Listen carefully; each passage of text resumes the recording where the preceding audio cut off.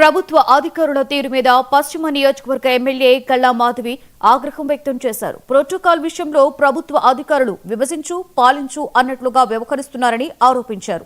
తన నియోజకవర్గంలో తనకు తెలియకుండా కార్యక్రమాలు చేపడుతున్నారని మండిపడ్డారు.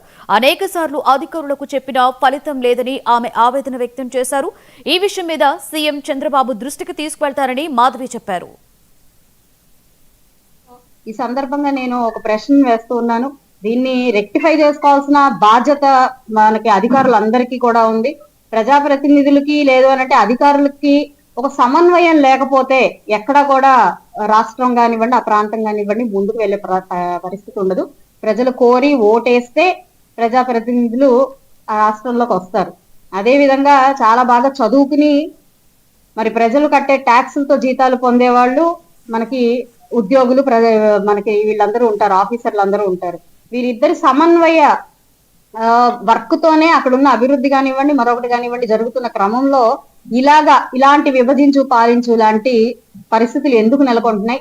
ఇది అమాయకత్వమా, అవివేకత్వమా, అహంకారమా అన్నది ఈ రోజు నా ప్రశ్న. కాబట్టి నాకు దీని నుంచి ఇది ఏర్పాటు చేసిన ఎవరైనా కానివ్వండి, ఈ కార్యక్రమంలో భాగస్వాములైన వాళ్ళు ఎవరైనా కానివ్వండి, వాళ్ళని నేను సూటిగా ప్రశ్నిస్తున్నాను. ఇలాంటి విధి విధానానికి మీరు ఇస్తున్న మెసేజ్